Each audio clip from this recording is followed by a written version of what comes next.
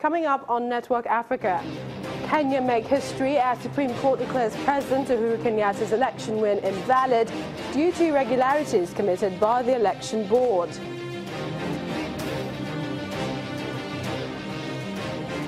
Muslims in Nigeria and around Africa celebrate EID-EL-FITRI today, one of the major festivities of the Islamic faith.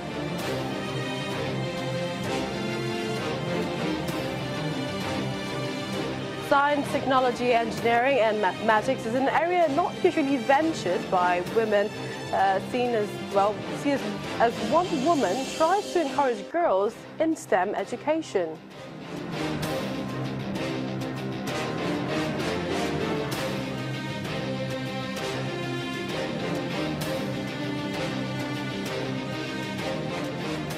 Joining us, I'm Millicent Onwoka. We begin with Kenya's Supreme Court having annulled the election of President Uhuru Kenyatta, citing irregularities in the conduct of the poll. The court has ordered new election to be conducted on November the 1st, 2017. The opposition candidate in the election, Raila Odinga, had rejected the outcome of the August 8th poll in which the incumbent President Kenyatta was declared winner. The announcement by the country's Electoral Commission had triggered violence and civil disobedience in parts of Kenya, following Mr. Odinga's opposition to the outcome of the exercise. Well, in the run-up to the poll, Mr. Odinga had claimed that the Elections Commission system had been hacked to manipulate the results. A declaration is hereby issued that the presidential election held on 8th August 2017 was not conducted in accordance with the Constitution and the applicable law, rendering the declared results invalid, null, and void.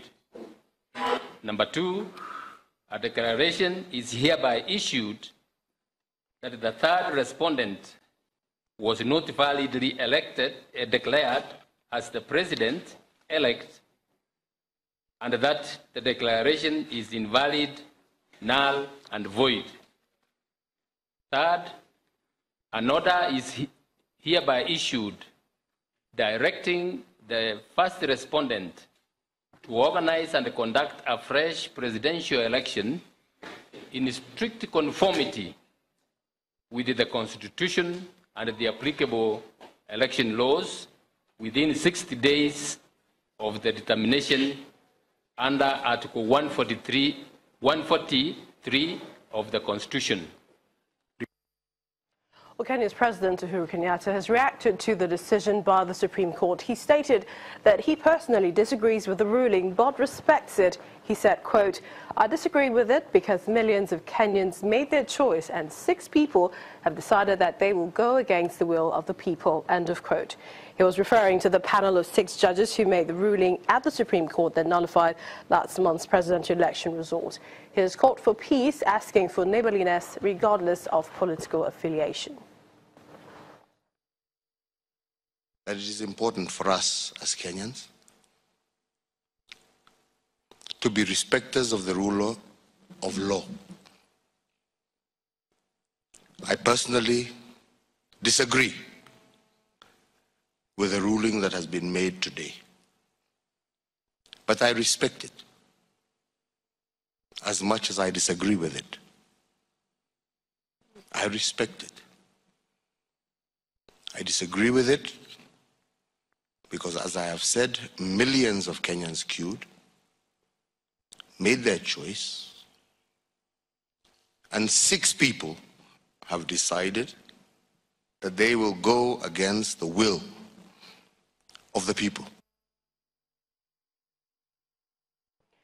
Well, joining us to talk about the latest, we're talking about the Supreme Court's decision to nullify the elections, is a Kenyan journalist by the name Patrick Amimo. Many thanks for joining us on Network Africa. Can you tell us what the mood has been since the Supreme Court judgment this morning annulling the August 8th poll? Thank you, Milton. This particular ruling decision by the Supreme Court to nullify the presidential election has been termed as historic in the country because it's the first time that we see the highest court in the land nullify the presidential election. So it's something that has been greeted in a mixed reaction by both supporters of Jubilee and NASA, where we see that those supporting the opposition have come out to celebrate this particular verdict and hail the Supreme Court judges for having been exercising the independence of the judiciary, whereas their counterparts in there, those who are supporting the Jubilee administration, did hold were against the ruling because it says that President Uhuru Kenyatta had won this particular election fair and square, given the numbers. Perhaps, yes, about also the Electoral Commission, how have they reacted to this ruling? We hear that the head has ruled out resigning.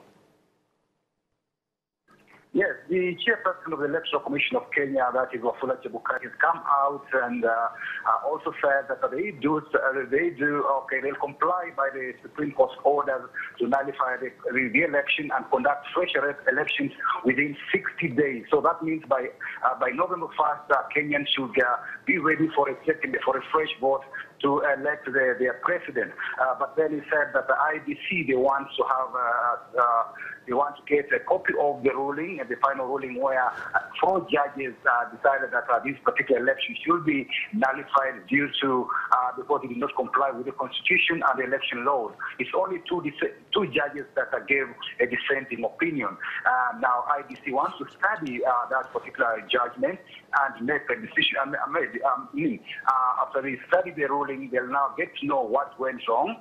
We've also seen the IBC chairperson ask for the Office of the Director of Public Prosecutions to be on board and prosecute those officers, that's electoral officers who are hired by IBC, who might have involved themselves in malpractices, because it was the contention of the opposition NASA that some of the forms that were used to file this particular the presidential election, some of them were not certified forms, and they lacked security marks that had been agreed by the printing firm and IBC when the printer, the device printer was commissioned to print these ballot papers. So they said some of the forms, 34A, lack security features. Yes. Said that owing to these, then that particular election was a sham election